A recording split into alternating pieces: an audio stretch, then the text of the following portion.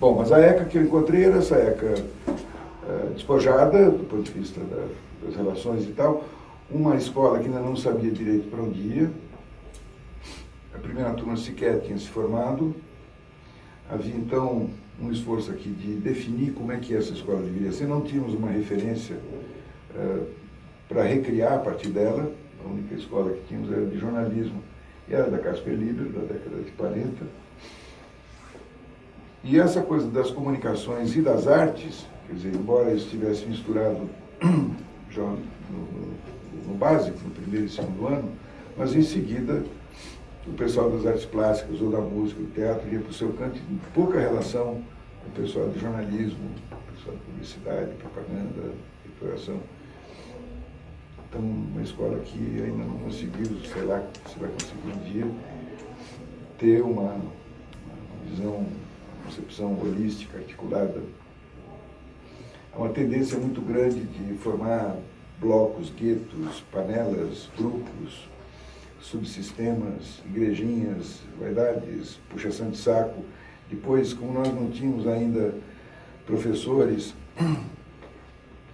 mestres, doutores em quantidade, a escola não tinha massa crítica suficiente do ponto de vista legal para ter uma congregação. Então ela não tinha completa autonomia. Tinha um conselho interdepartamental, decidia as coisas e enviava para uma câmara técnica do conselho universitário, que eu não sei como é que chamava, que fazia às vezes de congregação. Então ela que decidia finalmente.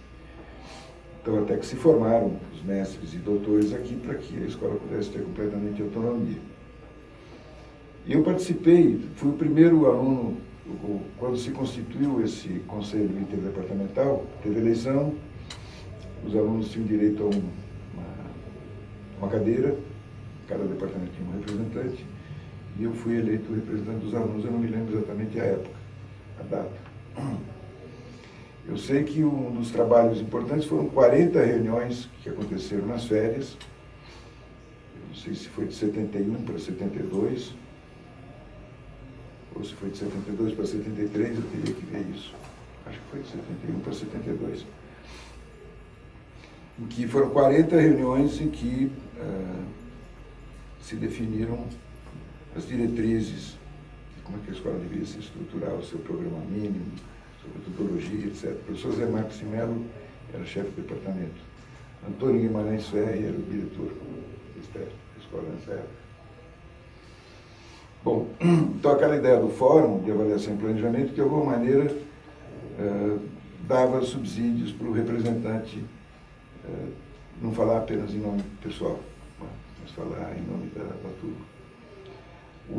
Nós queríamos, então, trabalhamos para isso, para que o centro acadêmico tivesse um conselho de representantes de turma, de cada classe, de tal maneira que entre uma assembleia e outra, que certamente as assembleias são sempre o ponto máximo de decisão, mas você não pode ficar convocando a assembleia toda hora, que tivesse um conselho, uma espécie de um poder legislativo dos estudantes, e o centro acadêmico era o poder executivo, mas aproximar o centro acadêmico da representação estudantil, departamental, interdepartamental, para que essas coisas funcionassem de maneira articulada.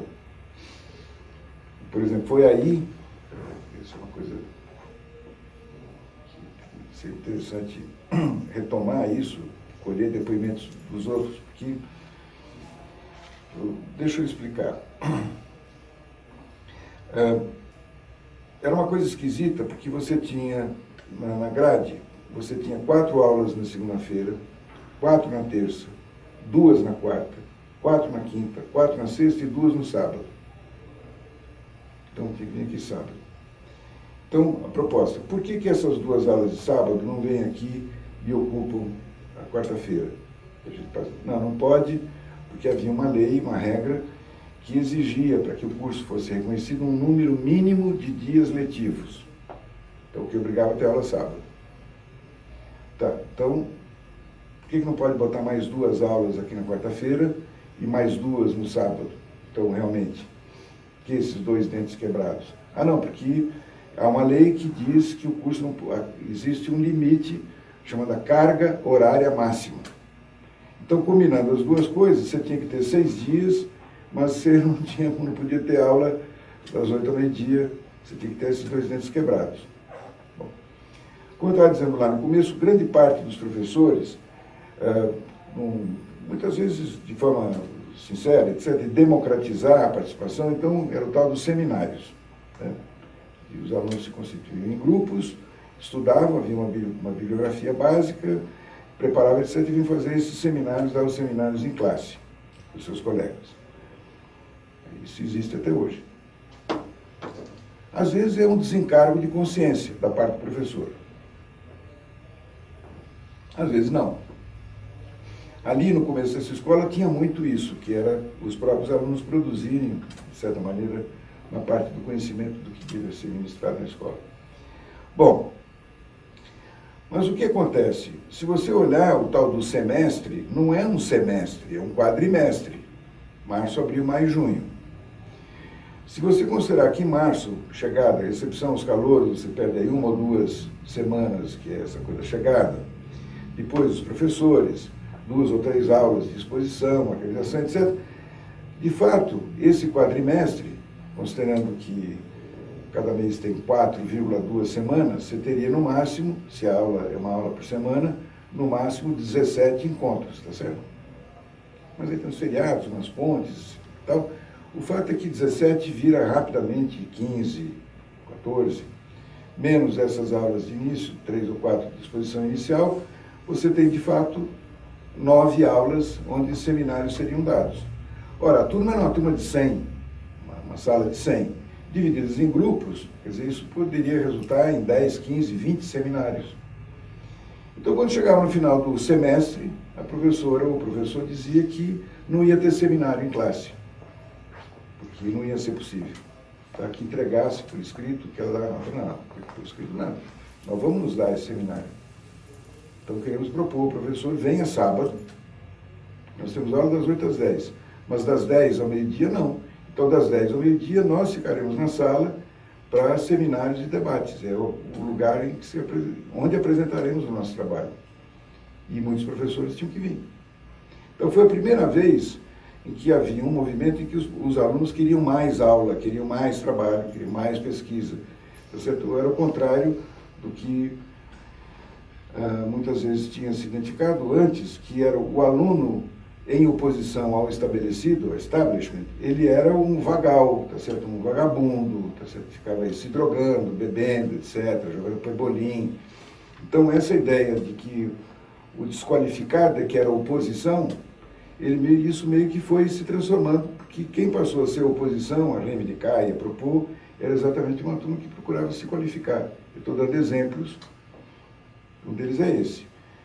Quando chegou na hora da reestruturação da escola, nós conseguimos fazer com que essa prática dos sábados, das 10 ao meio-dia, se transformasse em uma coisa institucional. E eu teria que pegar essa documentação, porque nós passamos a ser a primeira escola em que, uma vez por semana, quem organizava eram os alunos, era o centro acadêmico do Picotrim, que decidia o que ia acontecer no sábado. Sábado era um dia letivo para nós outros.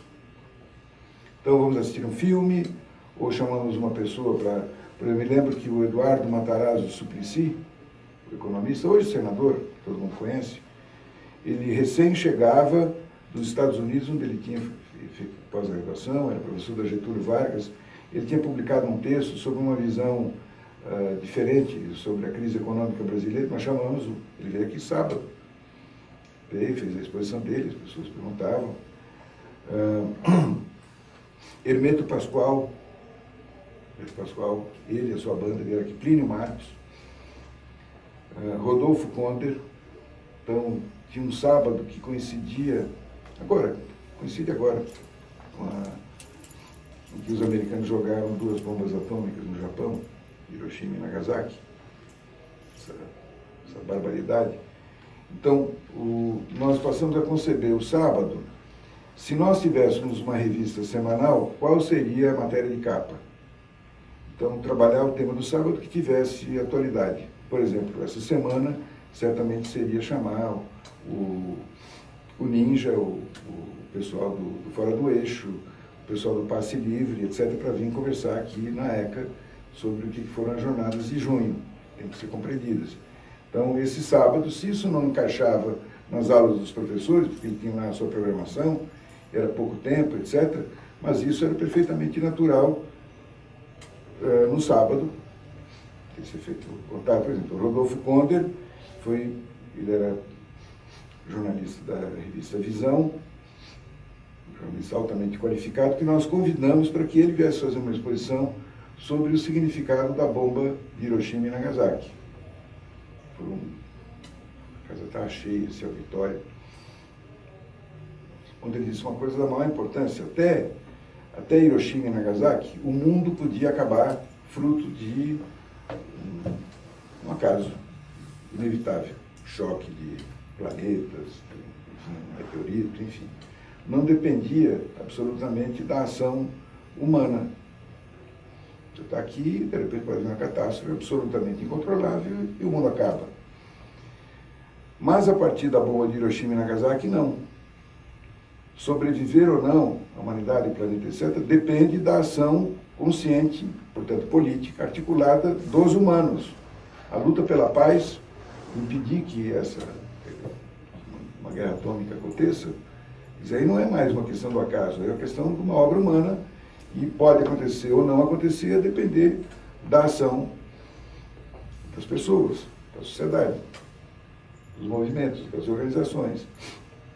Então não é pouca coisa, isso ficou uma coisa central. Evidentemente que isso ajudou muitos desses jovens a perceber o que era a importância da atividade política, através do centro acadêmico, através da representação, na articulação com os outros centros acadêmicos da escola, a reconstrução do movimento universitário, porque nós estamos exatamente num período de ditadura braba e a luta por uma universidade que tivesse independência, autonomia, que fosse um espaço em que não existisse assunto proibido, era absolutamente indispensável, até mesmo para esse propósito maior, que é da luta pela paz, pela sobrevivência. E, portanto, os sábados passaram a ser uma coisa tradicional dessa escola. Alguém deverá responder, e eu gostaria que os que depois, à frente do centro acadêmico, etc., dos anos seguintes, alguém deverá responder por que essa experiência foi interrompida a partir de 73, 74. O que houve? Se ela era possível. De certa maneira, eu entreguei para vocês aqui um cartaz, uma atividade do Projeto Repórter do Futuro, que vai fazer 20 anos. Ele é filho, de alguma maneira, do tempo em que eu dei aula aqui, de 86 a 92, junto com o professor Chapado, etc. Nós fizemos uma série de atividades aqui como professores. Mas esse projeto é neto desses sábados. São cursos livres de complementação aos sábados, de horário que não colide com a atividade da pessoa, que ela vai se quiser. No caso, no sábado não, tinha lista, presença, etc. Era dia letivo mesmo, sob comando dos próprios estudantes do centro acadêmico. Essa era uma experiência que poderia ser retomada hoje, ou não. Agora, por que essa experiência desapareceu da memória, do imaginário? O que houve?